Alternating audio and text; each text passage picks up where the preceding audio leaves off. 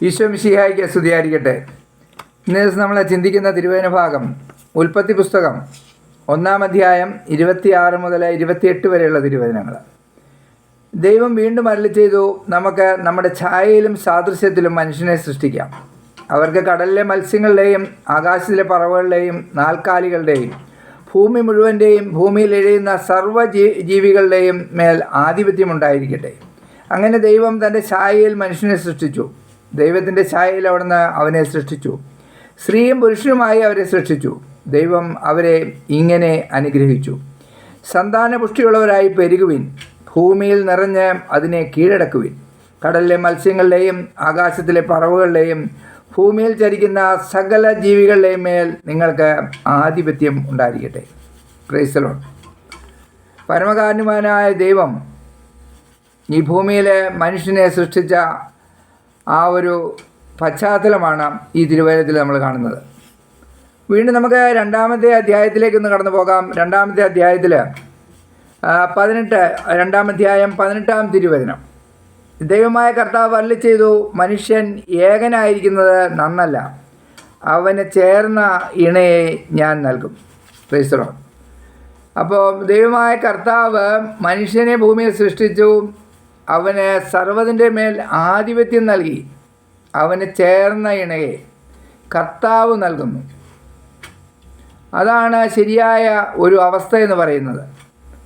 കർത്താവ് ഈ ഭൂമിയിലെ സർവ്വതിനും ഇണയെ സൃഷ്ടിച്ചിട്ടുണ്ട്. സർവ്വതിനും, സർവ്വ ജീവജാലങ്ങൾക്കും ഇണയെ സൃഷ്ടിച്ചിട്ടുണ്ട്. അത് ചേരേണ്ടത് ചേർന്നാലാണ് കറക്റ്റായിട്ട് ആ പ്രവർത്തന നിരതരായി ജീവിക്കാൻ പറ്റുന്നത്. ഉദാഹരണത്തിന്, നമ്മളെ ഒരു ഇലക്ട്രീഷ്യൻ നമ്മുടെ വീടിൻ്റെ പണി നടക്കുന്നു. വീട്ടിൽ ഇലക്ട്രിസിറ്റി കണക്ഷനെല്ലാം റെഡിയാക്കിയിട്ടുണ്ട്. അപ്പം ഈ ഇലക്ട്രീഷ്യൻ നമ്മൾ എവിടെയാണ്, ഇപ്പോൾ നമ്മൾക്ക് ഫ്രിഡ്ജിൻ്റെ ലൈൻ കൊടുക്കുന്നിടത്ത് വേറൊരു ലൈൻ കയറ്റി കൊടുത്തു കഴിഞ്ഞാൽ ഫീസ് അടിച്ചു പോകും. ഫ്രിഡ്ജിൻ്റെ സ്വിച്ച് കുത്തേണ്ട സ്ഥലത്ത് തന്നെ കുത്തണം. ആ ലൈൻ തന്നെ ആയിരിക്കണം അവിടെ കണക്ട് ചെയ്യേണ്ടത്. അങ്ങനെ കണക്റ്റ് ആയില്ലെങ്കിൽ ആ വീട് മൊത്തം അന്ധകാരമാകും. കാരണം ഫീസ് അടിച്ചു പോകുമ്പോൾ കറണ്ട് മൊത്തം പോകും. ഇതേപോലെ തന്നെയാണ് കുടുംബജീവിതത്തിലും.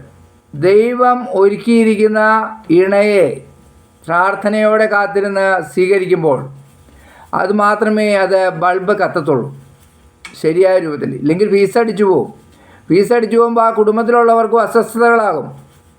നമ്മൾ തോന്നുന്ന പോലെ നമ്മൾ കണ്ടെത്തി. ഇപ്പോൾ ഇന്നത്തെ തലമുറയ്ക്കൊക്കെ വിചാരം എല്ലാം സെറ്റായി കഴിഞ്ഞിട്ട് ഒരു ജീവിതത്തിലേക്ക് കടന്നു പോകാമെന്നാണ്. എന്ത് സെറ്റാകാൻ? ഒന്നും സെറ്റാകാനില്ല. സർവ്വവും സെറ്റാക്കുന്നത് ഒരേ ഒരു വ്യക്തിയാണ്, സർവ്വശക്തനായ കർത്താവാണ്. ഈ കർത്താവാണ് നമ്മളെ സൃഷ്ടിച്ചത്. കർത്താവാണ് നമുക്ക് ചേർന്ന ഇണയെ ഭൂമിയിൽ സൃഷ്ടിച്ചത്. അതിനെ കണ്ടെത്തുക, അതിന് വിവാഹം കഴിക്കുക, അങ്ങനെ ഭൂമിയിൽ കുഞ്ഞുങ്ങളുണ്ടായി പെറ്റുപെരുകി ഈ ഭൂമിയെ സമൃദ്ധമായി ദൈവം അങ്ങനെ അനുഗ്രഹിക്കും. ആ ഒരു അവസ്ഥയിലേക്കാണ് ദൈവം നമ്മളെ ഈ ഭൂമിയിൽ സൃഷ്ടിച്ചിരിക്കുന്നത്. അത് തിരിച്ചറിവില്ലാതെ ഇന്ന് തിരിഞ്ഞു നടക്കുന്ന ഒരു സമൂഹത്തെയാണ് നമ്മൾ കാണുന്നത്. കൂടുതലും ഒത്തിരി വേദനയോടെ കർത്താവ്, ഒത്തിരി ഹൃദയവേദനയോടെയാണ് കർത്താവ് ഇരിക്കുന്നത്. കർത്താവ് ഈ ഭൂമിയിൽ മനുഷ്യനെ സൃഷ്ടിച്ചത് അതിനു വേണ്ടിയാണ്. അപ്പം തിരിഞ്ഞു നടക്കുക എന്ന് പറഞ്ഞാൽ കർത്താവിന് മുഖം കൊടുക്കാതെ തിരിഞ്ഞു നടക്കുകയാണ്. അത് നമ്മളെ ദൈവത്തോട് ചെയ്യുന്ന ഏറ്റവും വലിയ നീചമായ പ്രവൃത്തിയാണ്. ഈ ഭൂമിയിൽ ദൈവം സൃഷ്ടിച്ചത് എന്തിനാണെന്നുള്ളൊരു തിരിച്ചറിവ് നമുക്കുണ്ടാവണം.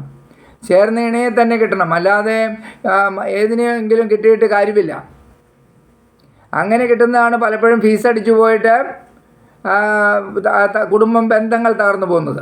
അതോടുകൂടി ആ കുടുംബത്തിലുള്ള കാരണവന്മാർക്കും ബാക്കിയുള്ളവർക്കും എല്ലാം അസ്വസ്ഥയായി. അതാണ് മൊത്തം ഫീസ് അടിച്ചു പോകുന്ന പരിപാടി. അപ്പോൾ ചേരേണ്ട ആ ഫീസ് കറക്റ്റായിട്ട് കുത്തിയാൽ മാത്രമേ ബൾബ് കത്തത്തുള്ളൂ. അപ്പോൾ ആ ബൾബ് കത്തത്തക്ക വിധത്തിൽ ശരിയായ പ്രകാശം നമ്മുടെ കുടുംബത്തിലുണ്ടാകണോ, അത് നമ്മൾ പ്രാർത്ഥനയോട് തന്നെ മുന്നോട്ട് പോകണം. മാതാപിതാക്കൾ ശക്തമായി പ്രാർത്ഥിക്കുക.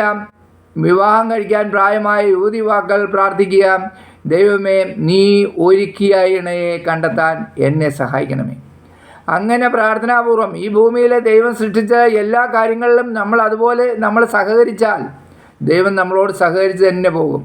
നമ്മളുടെ സഹകരണക്കുറവ് കൊണ്ടാണ് ഇതെല്ലാം സംഭവിക്കുന്നത്. എവിടെയെല്ലാം എന്തെല്ലാം അപാകതകൾ സംഭവിക്കുന്നുണ്ടെങ്കിലും അത് നമ്മുടെ കുറവാണ്. ദൈവം എപ്പോഴും റെഡിയാണ്. കർത്താവ് റെഡിയാണ്. സെറ്റാകുന്നതും സെറ്റല്ലാതാക്കുന്നതും എല്ലാം സർവശക്തനായ കർത്താവിൻ്റെ കരങ്ങളിലാണ്. അവിടുന്ന് ഇഷ്ടമുള്ളവനെല്ലാം പ്രസാദിക്കും. സർവ്വ മനുഷ്യരും പ്രവൃത്തി നന്നായി ജീവിച്ചാൽ മാത്രം മതി. വിശുദ്ധമായി ജീവിക്കുന്ന ഏതൊരവസ്ഥയിലും ദൈവത്തിൻ്റെ ഇടപെടൽ നമ്മുടെ ജീവിതത്തിലുണ്ടാകും.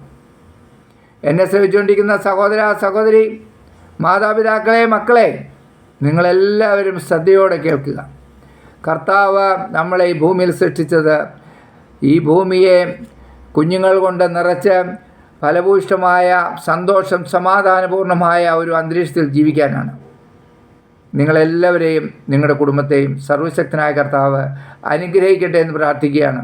കർത്താവിൻ്റെ ഹിതമനുസരിച്ച് നമുക്ക് മുന്നോട്ട് പോകാം. എല്ലാം സർവ്വശക്തനായ കർത്താവ് സമൃദ്ധമായി അനുഗ്രഹിക്കും. ആമേൻ.